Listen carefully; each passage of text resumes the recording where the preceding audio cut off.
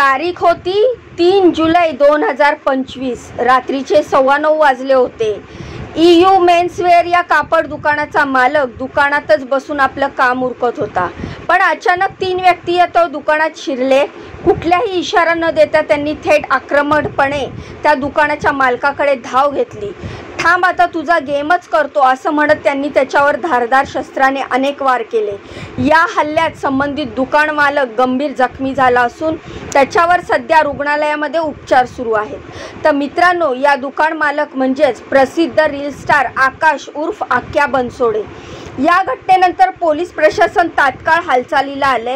गुन्हे शाखेचे युनिट 6 आणि वाघोली पोलिसांनी संयुक्त कारवाई करत अवघ्या काही तासातच त्या 3 आरोपींना शोधून काढले आणि त्यांना अटक केली आहे। सध्या त्यांची चौकशी सुरू आहे। पण मित्रांनो, हा हल्ला झाल्यानंतर सोशल मीडियावर याविषयी चर्चेला भयंकर उदाहरण येत आहे। या हल्ल्याचं कारण नेमकं काय होतं? आक्यावर हल्ला करणारे ते 3 कोण होते? हा हल्ला पूर्व नियोजनातून झालाय का? असे अनेक प्रश्न सध्या सोशल मीडियावर ट्रेंड करतायत आणि या सगळ्याच प्रश्नांची उत्तरं आज आपण या माहितीच्या माध्यमातून जाणून घेणार आहोत। नमस्कार मित्रांनो, मी रीमा माझ्या यूट्यूब चॅनलवर तुमचं खूप खूप मनापासून स्वागत करते। तर मित्रांनो, थेट हल्ल्याच्या घटनेवर येण्याआधी आपण एकदा आकाश उर्फ आक्या बनसोडे कोण आहे आणि तो सोशल मीडियावर फेमस कसा झालाय हे बघूया। तर आकाश बनसोडे मूळचा मराठवाड्यातील परभणी जिल्ह्यातला, पण शिक्षणासाठी तो पुण्यात आला होता। पुण्यात तो एका कॉलेजमध्ये फार्मसीचं शिक्षण घेत होता। गावाकडे त्याचे आई वडील आणि 2 छोटे भाऊ होते। घरची आर्थिक गणितं साधारण होती, पण तरी सगळं काही नीट सुरू होतं। दरम्यान इकडे शिकत असतानाच त्याच्या वडिलांचं आकस्मिक निधन झालं आणि त्याची सगळी कुटुंबाची घडी विस्कटली। वडिलांचं छत्र हरवलेलंच असताना त्याने शिक्षण अर्धवट सोडलं आणि मग घरासाठी तो कमवता झाला। त्यावेळी आकाशने पुण्यात झोमॅटोमध्ये डिलिव्हरी बॉय म्हणून काम सुरू केलं होतं। दरम्यान झोमॅटो डिलिव्हरी करत असताना त्याने सोशल मीडियावर व्हिडिओ बनवायला सुरुवात केली होती।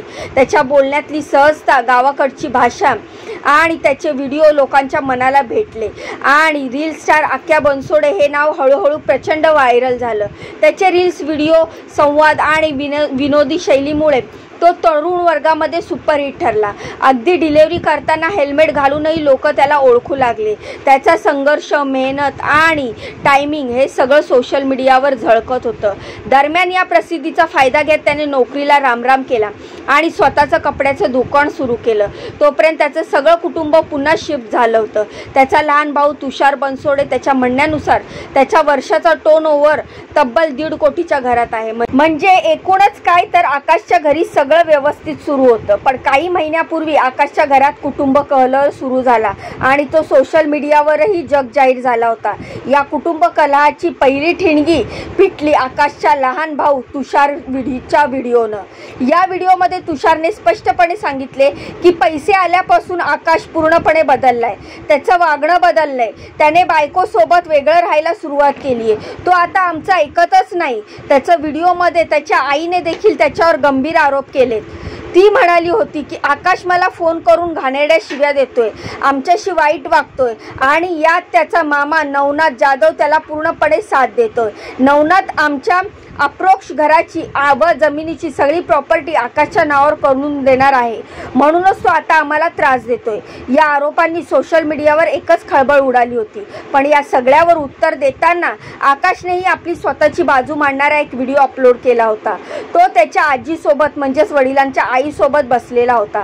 त्या व्हिडिओत आकाश म्हणतो, माझी आई आणि भावाने जे काही आरोप केलेले आहेत ते पूर्णपणे खोटे आहेत। मी आजीला स्वतः सांभाळतोय, मी तिची जबाबदारी घेतोय, पण हेच त्यांना मान्य नाहीये। ते सतत या गोष्टीवरून भांडत असतात, माझ्याशी वाद वाढवतायत, शिवाय माझ्या आजीवर हात सुद्धा उचलतात। त्याच्या आजीनेही या गोष्टीला दुजोरा दिला होता। हे प्रकरण बघता सोशल मीडियावर 2 गट तयार झाले होते। एक गट आकाशला दोषी ठरवत होता, तर दुसरा गट त्याच्या घरच्यांवर प्रश्न उपस्थित करत होता। शिवाय काही लोकांचं असं म्हणणं होतं की सगळा एक TRPचा स्टंट आहे आणि आता सगळ्या गोंधळानंतर 2च दिवसांनी परिस्थितीत एक मोठं वळण आलं। आकाशने आपल्या आई आणि भावासोबत एक नवीन व्हिडिओ सोशल मीडियावर टाकला होता। त्या व्हिडिओमध्ये तिघही एकत्र बसले होते आणि ते म्हणत होते या सगळ्या प्रकारात आमच्या गैरसमज झाले होते, खूप गोष्टी चुकीच्या पद्धतीने समजल्या गेल्या, या वादाचा फायदा नाही आहे, बाहेरचे लोक फायदा घेण्याचा प्रयत्न करत होते म्हणून आम्ही सगळं विसरून एकत्र येतोय. आता आकाशच्या चाहत्यांना वाटत होतं की आकाशच्या आयुष्यातल्या अडचणी मिटल्या आहेत. सोशल मीडियावर तो पुन्हा सक्रिय झालाय, दुकानंही चालू होते. सगळ्यांना वाटलं होतं की त्याचं आयुष्य पुन्हा एकदा रुळावर येईल, पण अजून 6 महिन्यांनी त्याच्यासोबत काय घडणार आहे याची त्याला आणि त्याच्या कुटुंबाला तसूभरही कल्पना नव्हती. पुण्याच्या वाघोली परिसरात आकाशचं यू मेन्स वेअर नावाचं कपड्याचं दुकान आहे. त्या दिवशी 3 जुलै 2025च्या रोजी रात्री 9:15 वाजले असतील. आकाश आपल्या नेहमीप्रमाणे काम उरकत होता. दुकानात त्याच्यासोबत ज्ञानोबा जाधव होता. तेवढ्यात खराडी परिसरात राहणारे अनिकेत दीपक वानखेडे, प्रवीण गोविंद माने, विशाल चव्हाण हे तिघेही दुकानात आले आणि या तिघांची आणि आकाशची आधीपासून वादाची पार्श्वभूमी होती. एका वृत्तपत्रानुसार त्यांच्यात आधीही टोकाची भांडणं झाली होती आणि ती फारशी मिटलेली नव्हती. त्या रात्री ते तिघेही दुकानात आले आणि परत एकदा वाद उफाळून आला. तेव्हा या तिघांनी शिवीगाळ करून थांब तुझा आज गेमच करतो असं म्हणत खिशातून धारदार शस्त्र बाहेर काढला आणि त्याच्या पाठीमागून डोक्यावर, उजव्या भुवईवर, ओठांवर, पायाच्या मांडीवर सपासप वार करण्यात आले. ज्ञानोबा जाधवही तिथेच होता, पण हल्लेखोरांच्या आक्रमकतेमुळे त्यालाही काही करता आलं नाही. सगळं काही अगदी थोड्याशा सेकंदात घडलं. आकाश रक्ताच्या थारोळ्यात कोसळला. लोकांनी वेळीच धाव घेऊन आकाशला रुग्णालयात दाखल केलं आणि या संपूर्ण घटनेने वाघोली परिसर हादरून गेला.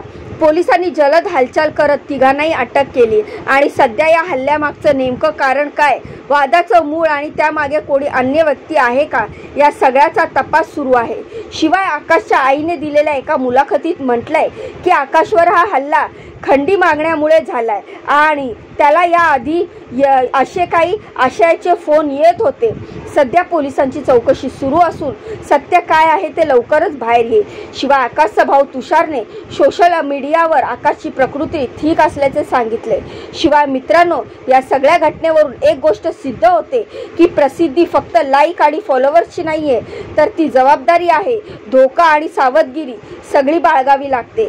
सध्या आकाशवर उपचार सुरू आहे आणि तो लवकरच बरा होईल अशी आपण देवाकडे प्रार्थना करतो. बाकी या घटनेबद्दल तुमची काय मतं आहेत, तुमच्या काय प्रतिक्रिया आहेत, मला कमेंटच्या माध्यमातून नक्की सांगा. जाण्याआधी या माहितीला लाईक करा, चॅनलला सबस्क्राईब करा. तुमच्या या बहिणीला एक चान्स पुढे जाण्याचा नक्की द्या. चॅनलला सबस्क्राईब केल्यानंतर बाजूचं बेल आयकन दाबा, जेणेकरून मी माझ्या चॅनलवर जे जे नवीन लेटेस्ट अपडेट असलेली माहिती टाकत असते त्याचे नोटिफिकेशन तुम्हाला मिळेल आणि एकही माहिती तुमच्यापासून स्किप होणार नाही. तर तुमच्या बहिणीच्या डोक्यावर असाच हात असू द्या. व्हिडिओंना लाईक करत जावा, व्हिडिओ पूर्ण बघत जावा, चॅनलला सबस्क्राईब करा. तर भेटूया पुढच्या माहितीमध्ये अशीच दमदार, लेटेस्ट आणि नवीन अपडेट घेऊन. तोपर्यंत स्वतःची काळजी घ्या. बाय आणि नमस्कार.